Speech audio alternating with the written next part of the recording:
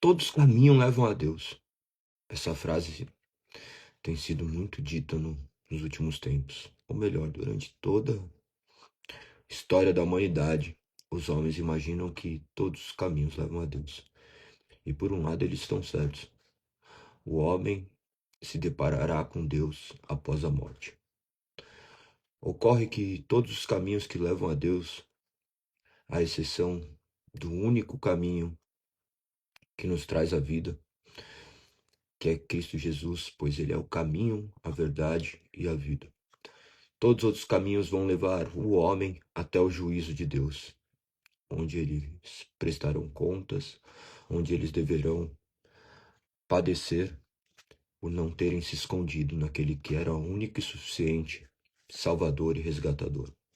O homem nascendo morto em seus delitos e pecados, não podendo ir até Deus, Deus se faz carne, habita entre os homens, paga o preço pelo pecado. Seu corpo é oferecido como sacrifício santo, para que pudesse resgatar uma multidão incontável de pecadores, que mereceriam a ira de Deus, mas Deus entregou sua misericórdia.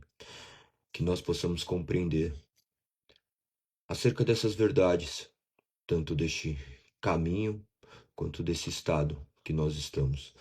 Estado de morte, estado que partiremos para uma eternidade, que nós devemos abrir nossos olhos o quanto antes para essas realidades. O estado do homem depois da morte e da ressurreição dos mortos. Algo que muitas pessoas ouvem falar, criam uma série de pensamentos que são completamente contrários à palavra de Deus. Hoje nós temos vivido um grande crescimento do cristianismo, contudo, eu acho que nunca existiu uma geração tão ignorante quanto a palavra. Isso é latente. Nós estamos falando de pessoas que possuem acesso à informação, mas ainda assim continuam a negar Deus soberano, aquele que nos deixou uma palavra clara para que fôssemos guiados. Muitos ainda estão sendo guiados pelos seus próprios sentimentos, pelas suas emoções, se reúnem em torno de si mesmos e não fazem parte efetivamente da igreja do nosso Senhor. Não fazer parte, estou me referindo à igreja invisível e também à igreja visível, né? Porque na igreja visível também manifesta essa ausência, aqueles que hoje ainda frequentam um lugar e estão ali porque Deus, de fato, os chamou. Muitos estão, claro, por mero entretenimento ou por mera satisfação de seus próprios desejos, do quais não correspondem ao agir do Espírito, e a igreja invisível, a reunião daqueles que Deus chamou desde a eternidade, que eficazmente irá transformá-los e regenerá-los, de maneira que eles se curvarão diante dessa sua soberania. Que nós possamos assumir nossas responsabilidades e adquirir conhecimento para que o nome do Senhor seja glorificado. Hoje nós abordaremos a Confissão de Fé de Westminster a partir do capítulo de número 32 e depois nós iremos falar acerca dos 4 capítulos de Oséias, do capítulo 7 ao 10. Então que Deus possa nos direcionar, que vocês tenham um excelente dia, que o nome do Senhor seja exaltado e glorificado hoje e eternamente. Bom dia a todos, espero que todos tenham tido uma excelente noite de sono e agora que Deus nos direcione a compreender a sua palavra. Primeiro parágrafo deste capítulo de número 32. O corpo dos homens, depois da morte, volta ao pó e vê a corrupção. Do que se trata? O corpo do homem voltará ao pó. Em Gênesis, logo no início, no capítulo 3, vocês podem abordar esse raciocínio, onde ele diz assim, no capítulo 3, verso 19: com o suor do rosto você obterá alimento, até que volte à terra do qual foi formado, pois você foi feito do pó, e ao pó voltará. Essa é a máxima, essa é a grande verdade. O homem foi feito do pó e ao pó retornará. A questão é o que nós temos feito enquanto ainda não somos mais uma substância informe. Em Atos, capítulo 13, verso 36, continua a dizer: não se trata de uma referência a Davi, porque depois que Davi fez a vontade de Deus em sua geração, morreu e foi sepultado com seus antepassados, e seu corpo apodreceu. Aqui ele está tratando dessa realidade do corpo, essa realidade dessa matéria finita, nesse estado, mas eterna, sendo glorificado após a segunda vinda. Como será isso? Nós abordaremos. Esses temas são bem interessantes, contudo são muito especulativos, por isso que a Confissão de Fé de Westminster ela é bem sucinta e bem objetiva, porque nós não somos chamados a sermos criativos, nós somos chamados a sermos obedientes.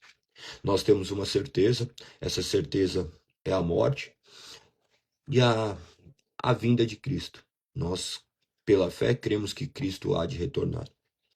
Ou ele retornará, ou nós iremos até ele.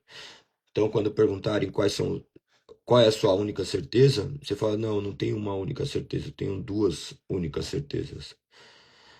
Que Jesus voltará ou que nós iremos até ele. Porque essa é a realidade. A morte nada mais, nada menos é do que nos depararmos com o Criador. Ou para a vida eterna ou para o sofrimento eterno. A vida eterna, do qual é concedida única e exclusivamente por ele. Continua ainda na segunda oração desse primeiro parágrafo. Mas a alma deles, que nem morre nem dorme, tendo uma substância imortal, volta imediatamente para Deus que a deu.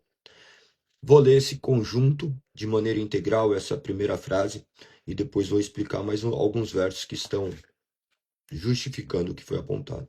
O corpo dos homens, depois da morte, volta ao pó e vê a corrupção, mas a alma deles, que nem morre nem dorme, tendo uma substância imortal, volta imediatamente para Deus que a deu. A substância imortal e uma alma imortal, que faz parte justamente disso que compõe o nosso corpo. Nós somos seres dicotômicos, tá? Formados por corpo e alma. Alma que é muitas vezes uma palavra intercambiável com espírito também. Então, somente agora, num conceito moderno, que eles fizeram essa tripartição corpo, alma e espírito. Mas, dentro dos pensamentos bíblicos, você vai encontrar essa dicotomia entre corpo e alma. Então, quando falar alma e espírito, se tratam do mesmo sentido. Olha o que diz a partir do verso 43 de Lucas, capítulo 23.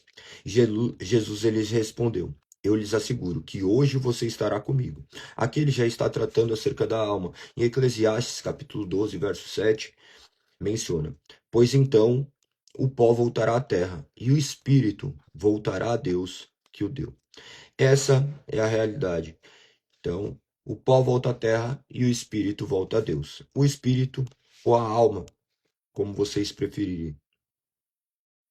Continua dizendo: a alma do justo, sendo então aperfeiçoada em santidade, é recebida no mais alto dos céus, onde vê a face de Deus em luz e glória, esperando a plena redenção do corpo deles. Olha esse apontamento. Esse apontamento nos traz uma certeza. Recebida no mais alto dos céus, onde a fé e a face de Deus, onde vê a face de Deus em luz e glória, esperando a plena redenção do corpo deles. A promessa da redenção do corpo e a certeza de estarmos diante do nosso Criador.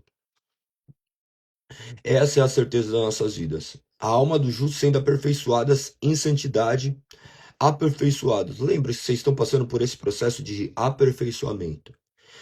Todos que foram regenerados, eles serão naturalmente santificados. O que é regenerados? Transformados pelo Espírito de Deus. O Espírito habitando no ser e agora gerando a transformação que não pode ocorrer de forma alguma, independente da vontade de Deus. Ela sempre ocorre mediante a vontade soberana de Deus que regenera o homem mais perdido e mais vil que possa haver na terra, que você possa imaginar, porque vil e pecadores todos são. Mas a questão da imaginação do quanto eles podem ser, isso está a nosso encargo. Então, observe que esses homens serão transformados, regenerados por Deus, vivendo esse processo de santificação, esse processo de maturidade, esse processo de renovação dia após dia, onde após a sua morte, o processo perfeito de santificação, eles serão, então, é, eles serão direcionados a essa magnitude que é ver a face do Senhor. Essa questão de ver a face do Senhor é maravilhoso esse conceito, porque isso te traz uma certeza inabalável, onde essa morte que tanto falam é simplesmente algo que nos separa de vermos a Deus. Nos separa de nos depararmos com a perfeição, com a eternidade. A morte não é mais um, um medo, mas apenas uma etapa. Por isso que é muito diferente você entender a morte sob a perspectiva cristã, sobre aqueles pagãos que não creem na morte ou enxergam de uma maneira que foi construída pelo homem. Porque se for uma construção homem, a morte é um completo terror. Para nós, é o dia da eternidade.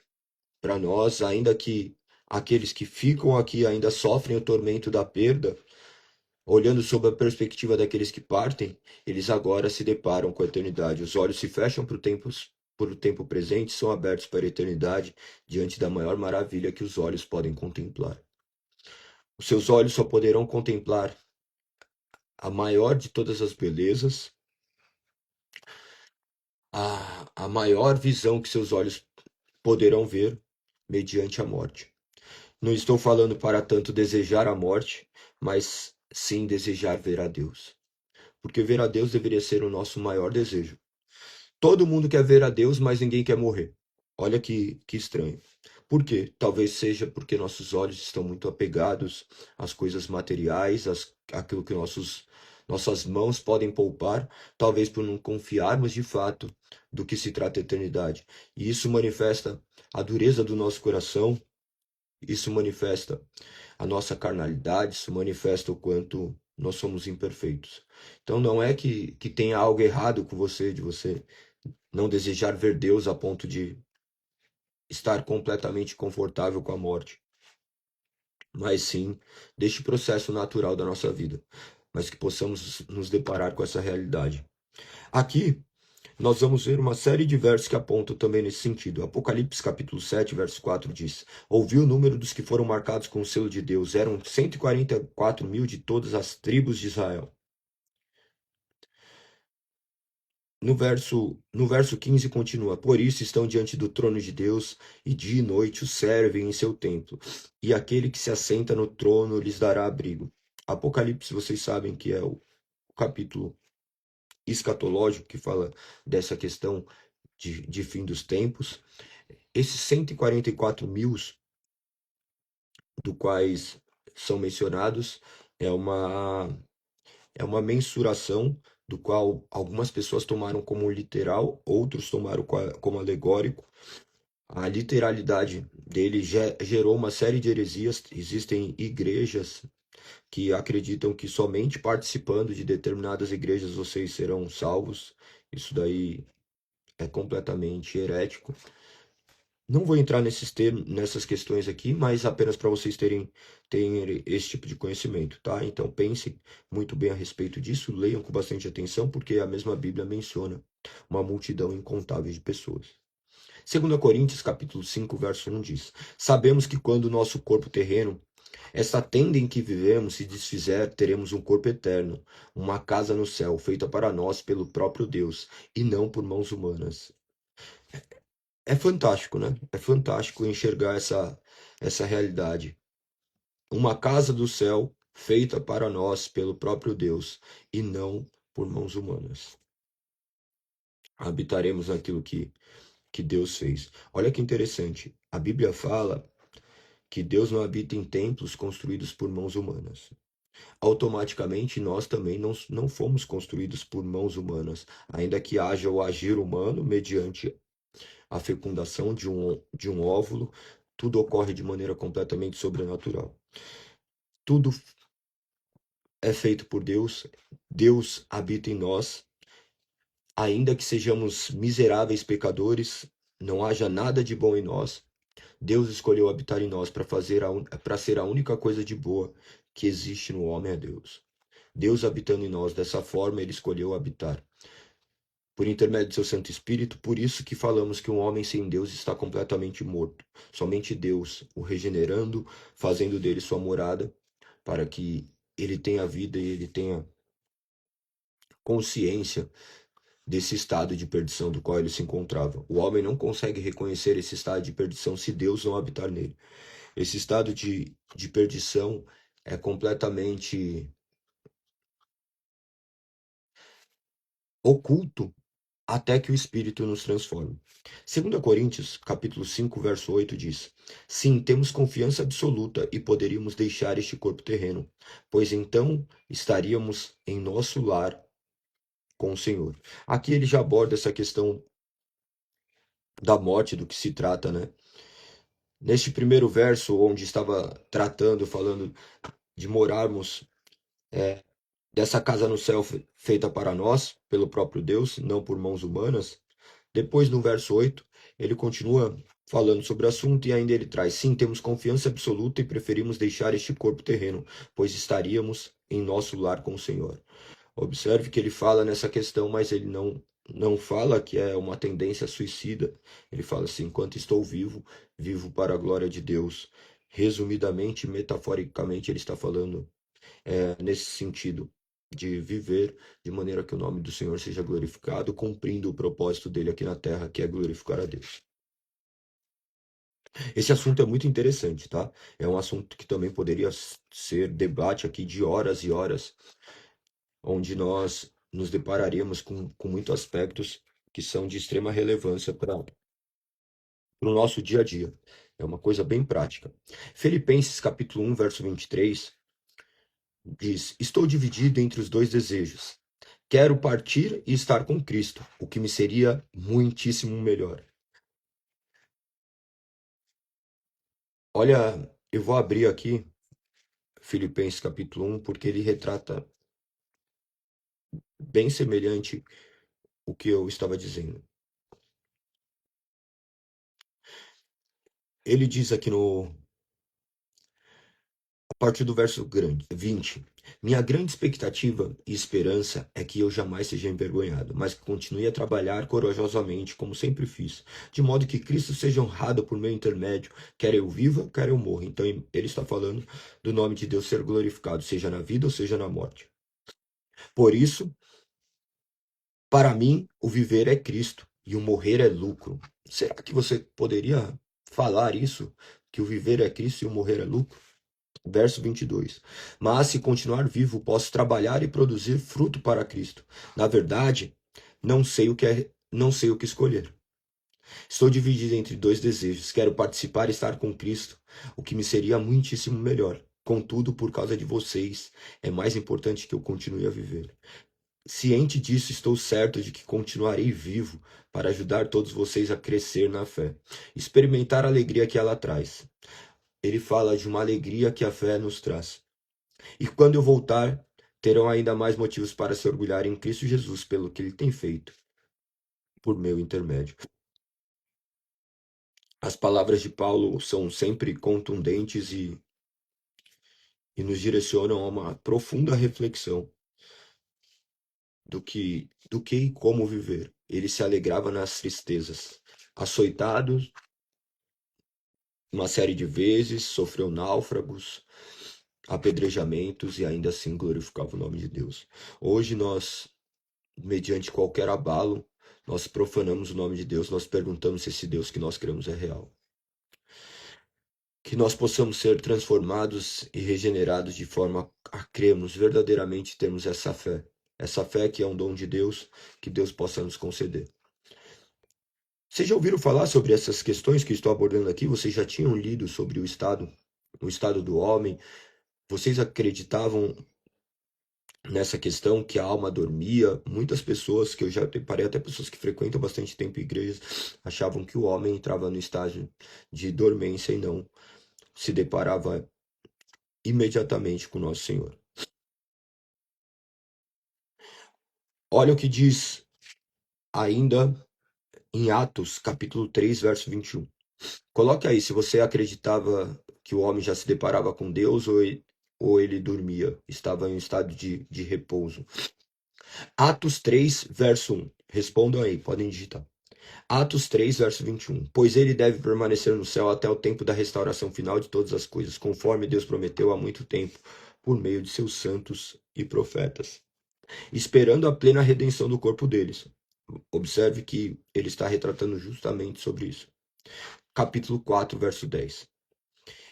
E aquele que desceu é o mesmo que subiu acima de todos os céus, a fim de encher consigo mesmo todas as coisas. Ainda nós temos Romanos 8, 23.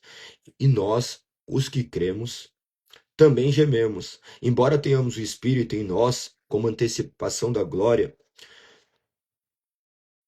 futura, pois aguardamos ansiosos pelo dia em que desfrutaremos do nosso direito de adoção, incluindo a redenção de nosso corpo. Essa é a forma que nós olhamos para a eternidade. Nós que cremos, gememos. E nós que cremos também gememos, embora tenhamos Espírito Santo em nós como antecipação da glória.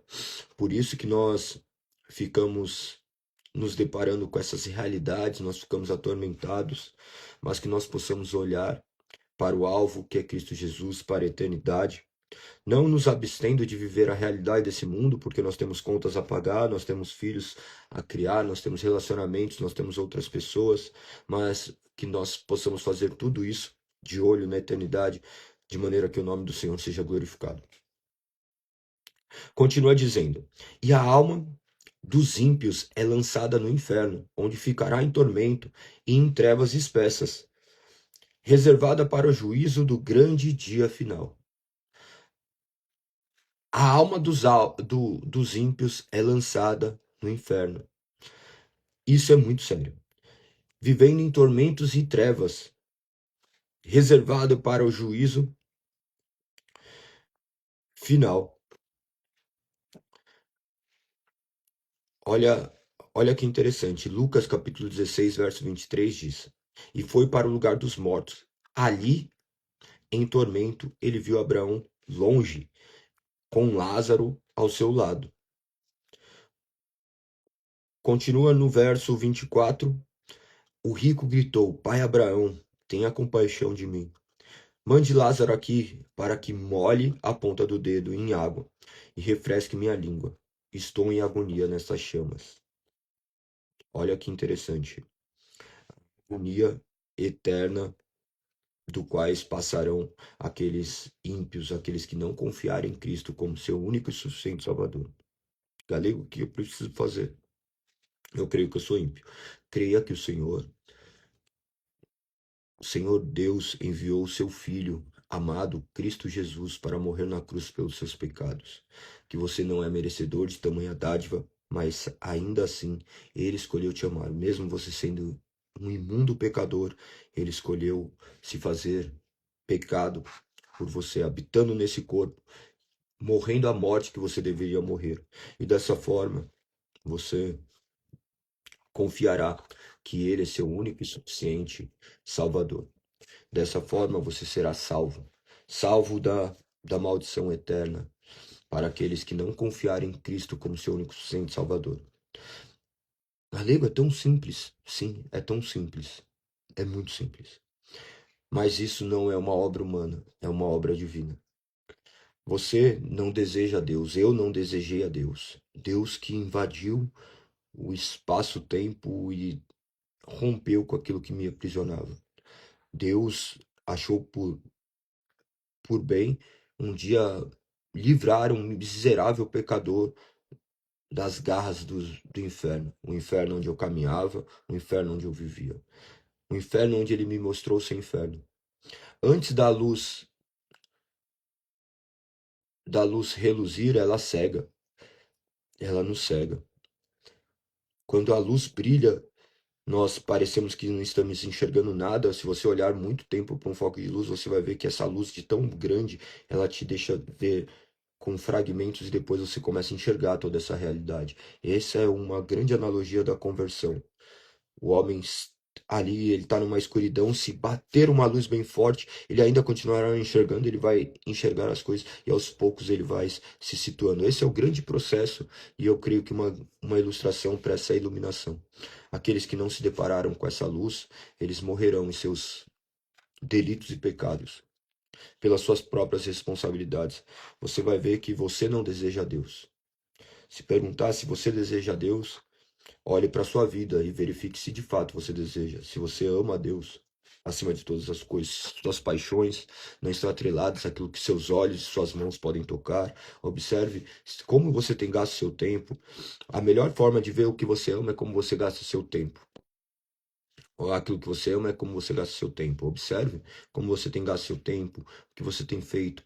E você verá também o agir de Deus, ele te aproximando cada vez mais dele, te trazendo mais direcionamento, deixando, abrindo seus olhos para que você possa meditar nessa palavra, para que você possa conhecê-lo e ter esse relacionamento cada vez mais íntimo. Você não será liberto do inferno somente da eternidade. Aqueles que são salvos, eles já são salvos. Salvos nesse mundo, nessa vida. Você já vive uma vida onde manifesta o reino de Deus aqui na terra. Você não é salvo somente para além dessa vida, mas você é salvo nessa vida. Por isso que nós vemos aqui Paulo, ainda em meio a tormentos, em meio a vidas que ninguém queria viver, ele poder glorificar a Deus e falar assim: para sua honra e glória eu ainda vivo.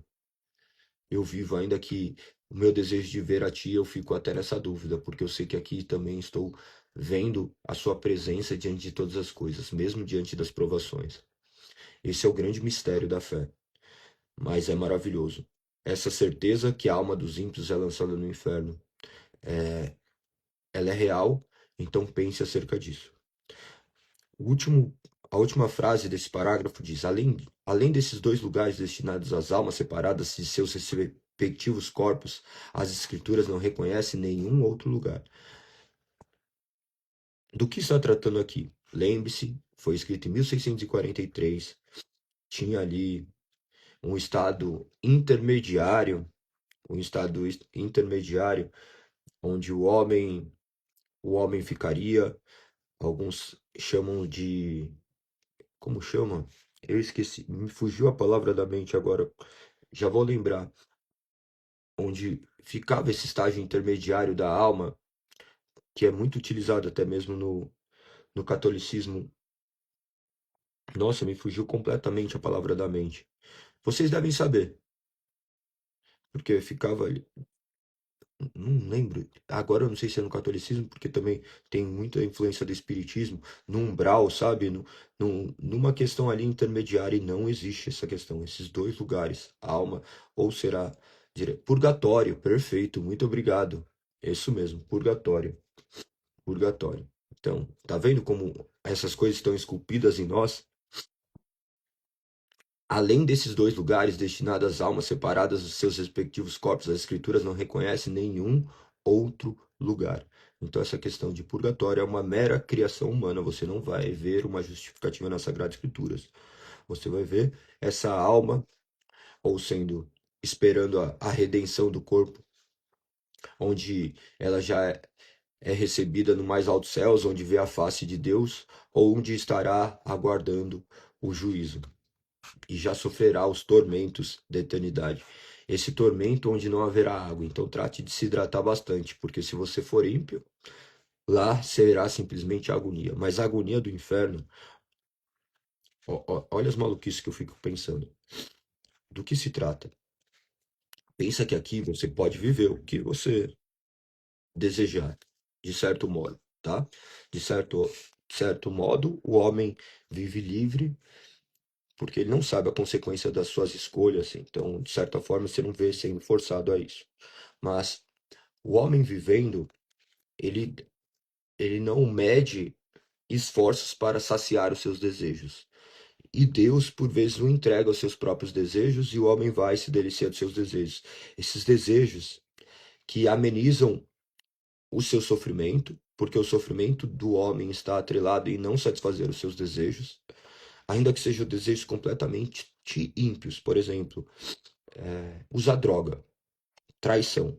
Você sabe que é errado, mas você faz, e você faz para saciar este desejo. Esse desejo que você conscientemente sabe, se eu usar droga vai me fazer mal, se eu trair, com certeza vai fazer mal, mas esse mal não é tão ruim quanto o benefício que o pecado traz. Então, a pessoa que está ali, já lidei com muitas pessoas com estágio de dependência química, na Cracolândia mesmo, chegou, tinha uma pessoa que falou assim, vem, vou te levar para sua casa, agora, nesse exato momento. Ele falou assim, verdade, eu falei assim, verdade. Ele falou assim, você tem filhos, você tem família? Eu tenho filho, eu amo meu filho, eu amo muito meu filho. Eu desejo mais que tudo ver a ele. Ele falou, se deseja mais que tudo, então vamos agora. Ele falou assim, então espere eu fumar só essa pedra e depois eu vou. Olha aí como contradiz o pecado, o que que faz? O pecado o aprisiona. Da mesma forma que eu vivi esse homem completamente adúltero, então, mesmo vendo o que o pecado faz dentro da vida, eu vivi o adultério dentro da minha própria vida e vivendo dentro da minha casa, porque meu pai também era um adúltero, ele tinha uma família, ainda que isso criasse dor em mim, se aprende a conviver com isso e você não liga. Você não liga, você constrói uma realidade para amenizar essa realidade e no final você começa até viver por padrões repetitivos. Não que meu pai seja culpado também de fazer com que eu vivesse dessa forma. Eu, eu pequei pela minha própria responsabilidade, vivi dessa forma, causei milhares de destruições, mas o pecado era prazeroso, então valia o preço da dor. Mas imagine na eternidade você sofrer a dor daquele tormento e a dor de não poder viver os seus desejos que aqui lhe são concedidos. Aqui você já vive o inferno quando você começa a desfrutar do prazer dos seus pecados. E somente revivido pelo Espírito Santo, você poderá ser liberto do poder desse pecado. Se você for vivo, se Deus te regenerou, não há mais paz entre você e o pecado. Agora há uma guerra tremenda. Você não consegue pecar mais em paz. O pecado é um acidente, não é mais um caminho que você anda. O pecado é um erro de percurso. O pecado é um erro do alvo. No significado da palavra, é extremamente isso. Errar o alvo. Você faz as coisas querendo acertar, mas eventualmente você erra. Você mira, mira, mira, mas na hora que sai, a é um susto e foi pro lado. Não é algo que você faz premeditado. Você pega, tem um alvo ali, você mira assim, ó, tem um alvo. Daí você vê uma latinha, você fala assim, eu vou atirar na latinha. Você tem que atirar naquele alvo. Você já sabe que você tá no stand. Daí você vê a latinha, você é seduzido por aquela latinha, você vê ela tão bonitinha, você fala assim, não, eu vou atirar ali. Você sabe que você tem que atirar no alvo. Ali, ó, você premeditou. Você premeditou e você acertou a latinha, você mirou na latinha, você pensou, você foi desejou aquela latinha. Agora, a nossa questão é atirarmos no alvo. Sabemos que, ó, eu não acertei ali na bolinha, mas eu mirei com todas as minhas forças e por um lápis eu não consegui acertar. Então é um acidente.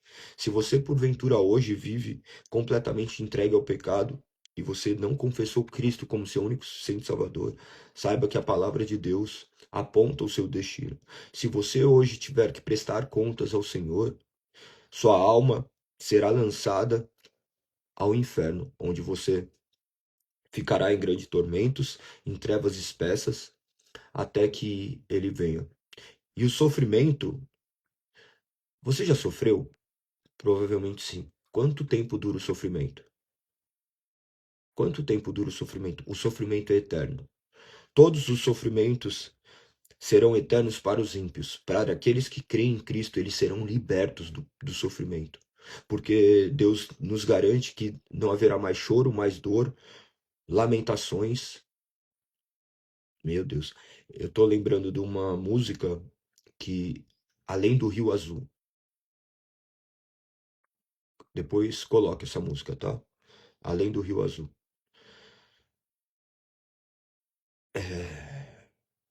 Vocês verão que essa eternidade representa já o tempo presente.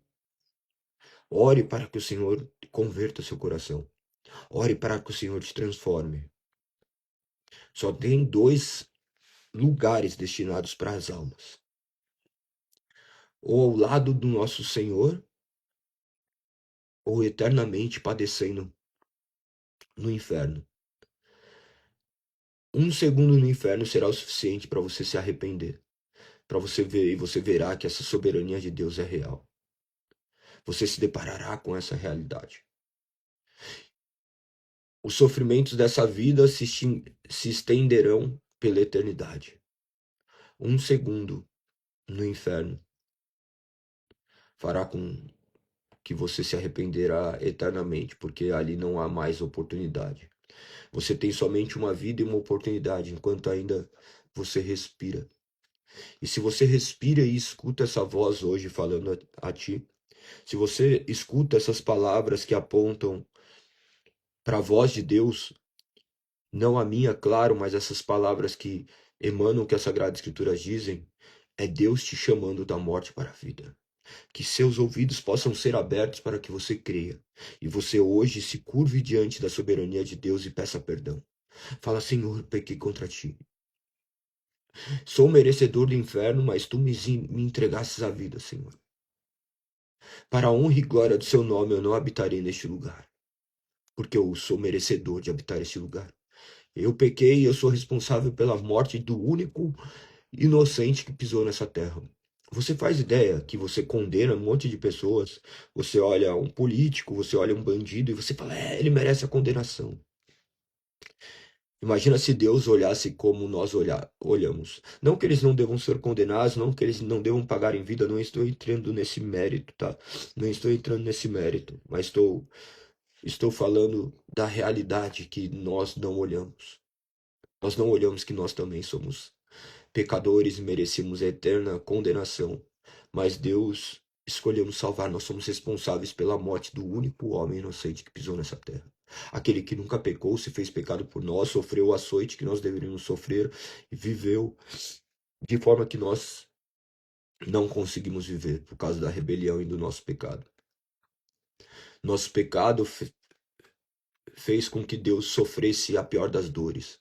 A pior das dores está em suportar ver seu filho morrer por um pecado qual ele não cometeu. A injustiça dói. A injustiça dói. Você olhar para a injustiça dói no nosso coração, não dói? Imagina ver o seu filho morto por uma série de homens lixos, repugnantes. Estes seres que somos nós. Nós somos isso. Se Cristo não habita em nós, nós somos miseráveis, mas se Cristo habita em nós, nós somos transformados, nós somos novas criaturas. Então manifeste essa nova criatura do qual Deus te fez para ser. Você não foi feito para viver de migalhas, você não foi feito para viver de lavagens. Você foi feito com cidadão do céu e agora viva essa eternidade. Viva essa realidade, que você possa neste momento se arrepender e falar assim: Senhor, transforme a minha vida, Senhor. Transforme a minha vida. Eu estou entendendo e compreendendo, Pai, porque o teu Espírito hoje penetrou meu coração e eu consigo enxergar essa realidade que estava meus olhos fechados. Mais cedo ou mais tarde, ou melhor, num breve instante, nossos olhos se depararão com essa realidade. Ou nós abriremos e veremos o Senhor, ou nós arderemos em chamas e veremos a sua mão justa nos condenando pelos nossos próprios pecados. Lembre-se que se você habitar o céu, não será por obra sua, mas sim por conta da misericórdia de Deus. Nada você faz que possa te levar ao céu. A obra soberana de Deus, consumada na cruz do Calvário, ele livremente morrendo para salvar pecadores miseráveis. Essa é a grande obra. As pessoas olham e falam: mas que injusto, Deus salva alguns e condena outros. Não é isso. Deus poderia teria manifestado a sua justiça se tivesse condenado todos. Ele não tem a obrigação de salvar ninguém. E ainda assim, ele escolheu salvar uma multidão incontável de pessoas. Incontável de pessoas, do quais vocês são possíveis pessoas a serem salvas. Essas palavras aqui servirão na eternidade de justificação de que você escutou ou que você negou. Você está se deparando hoje com palavras que apontam para a eternidade. A palavra de Deus é cheiro de vida para vida e cheiro de morte para morte. Talvez seu coração se feche e você fale, não, não servirei a esse Deus. Ou você neste exato momento fala assim, Senhor, eu creio. Eu creio que tu entregaste seu filho para morrer na cruz por mim. E agora, Pai, eu pertenço a ti. Minha vida pertence a ti. Tudo que eu vivo para a glória do teu santo nome. Ainda que isso seja difícil, ele fará com que você suporte essa caminhada. Até aqui você viveu os seus desejos, mas hoje é o dia do qual essa palavra penetra o seu coração, ela te fere para te trazer vida. Ela te mata para que você possa viver. Deus não quer uma versão melhorada sua, ele quer te matar e te fazer novo. Se bem que não mata quem já está morto, mas agora você verá a vida. A vida do qual você não enxergava. Eu oro para que essas palavras sejam eficazes no seu coração. Parágrafo de número 2.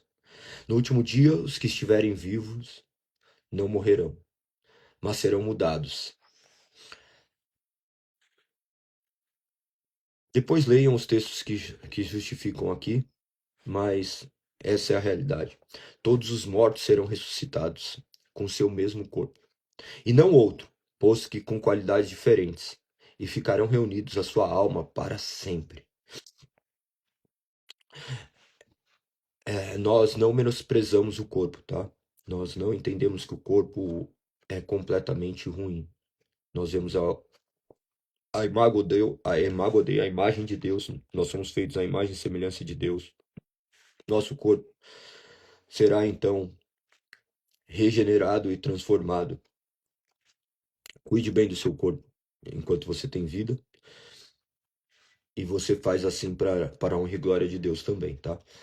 Vou ler apenas alguns versos aqui.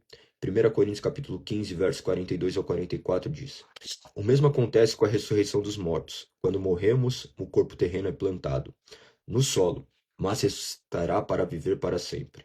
Nosso corpo é enterrado em desonra, mas ressuscitará em glória. É enterrado em fraqueza, mas ressuscitará em força.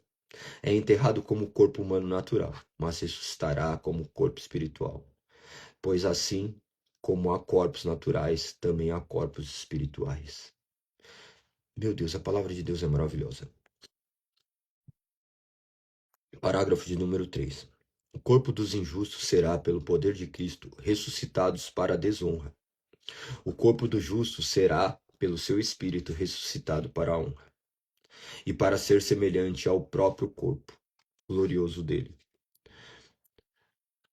Filipenses capítulo 3, verso 21 diz: Ele tomará nosso frágil corpo mortal e transformará num corpo glorioso como o dele, usando o mesmo poder com o qual submeterá todas as coisas ao seu domínio.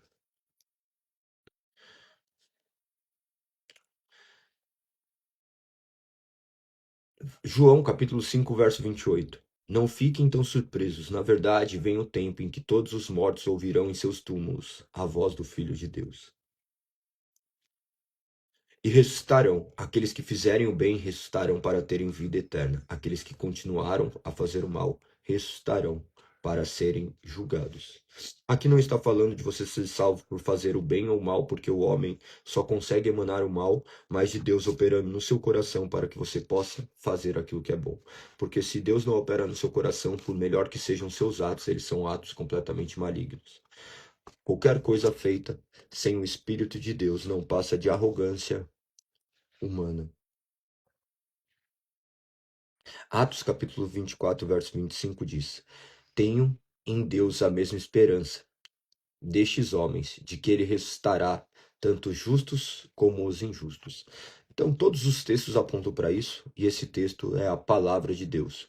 É a vontade de Deus, do qual ele escolheu nos revelar. Então, vocês creiam, que Deus possa fazer com que vocês creiam, que seus olhos sejam abertos e o nome dele seja glorificado. Poderia falar muito mais sobre isso, é um tema de extrema necessidade e urgência. Mas a questão é, se você morrer hoje, você confessou Cristo verdadeiramente como seu único e suficiente Salvador? Se você morrer hoje, você vai para onde? Para o tormento eterno você se deparará com os olhos de Deus, com a face de Deus. Se você habitar ao céu, por que você habitará?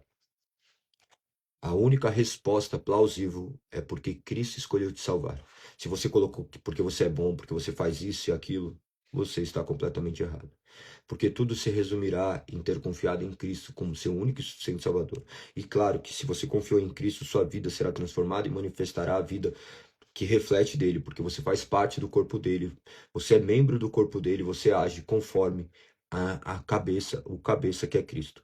Agora, se não, você se deparará com a realidade das suas ações, do quais serão punidas eternamente, porque feriram a santidade daquele que é santo, feriram a ordem daquele que nos criou.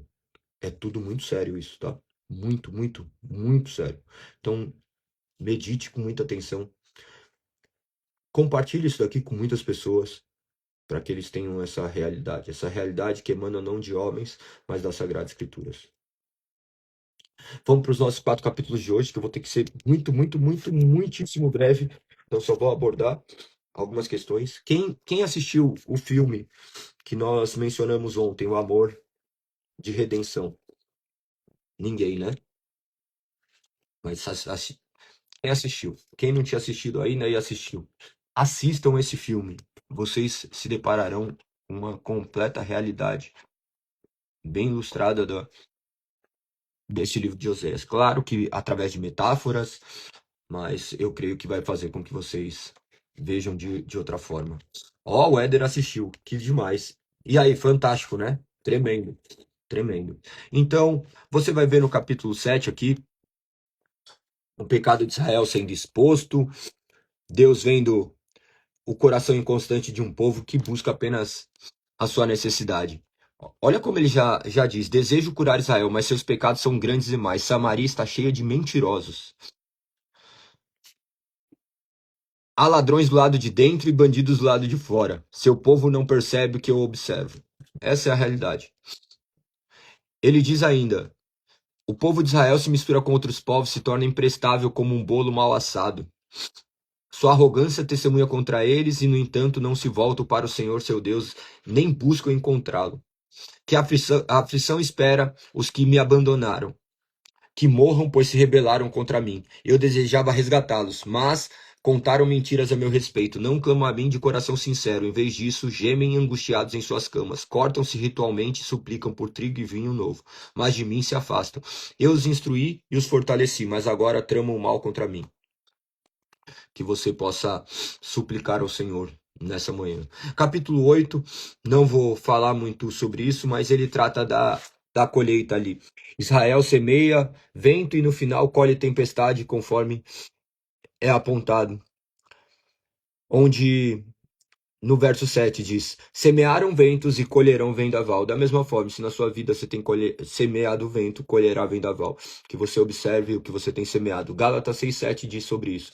De Deus não se zomba, certamente que o homem semear, ele colherá. Então, isso prevalece. Observe o que você tem feito com as sementes que o Senhor colocou em suas mãos. Essa idolatria que vai trazer juízo.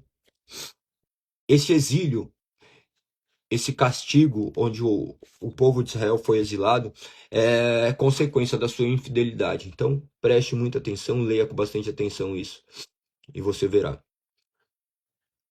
Verso 17 do capítulo 9 diz: meu Deus rejeitará os israelitas, pois não lhe obedecem. Andarão sem rumo entre as nações. A obediência é a característica daqueles que são filhos de Deus. Verso 10, chamado a arrependimento, onde ele vai mencionar: semeei para vós injustiça até que venha e chova a justiça sobre vós. a justiça do qual haverá de vir, nós temos essa certeza. Você vai ver no verso 6, ele diz: será levado para a Síria como presente para o grande rei de lá. Imagina que Oséias estava falando essas coisas antes de acontecer, antes dos homens agirem.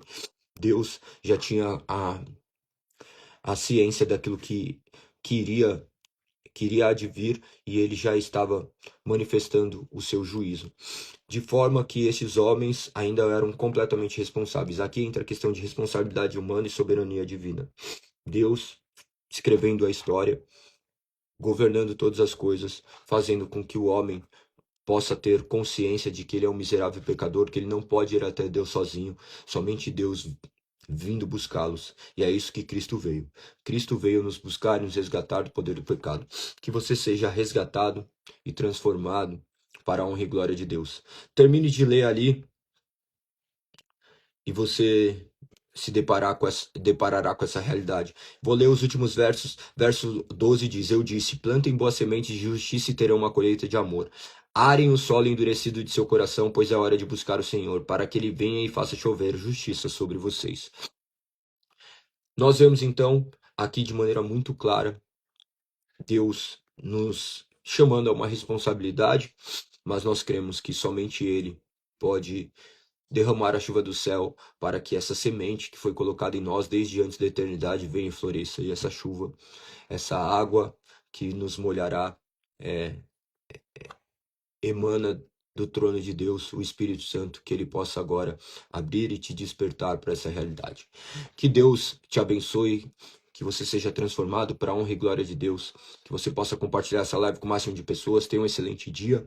Fui, tamo junto, até amanhã, 5h59, se Deus assim permitir. Confissão de Fé de Westminster, capítulo 33, e amanhã nós terminaremos o livro de Oséias. Leia o amor de redenção. Tamo junto, fui!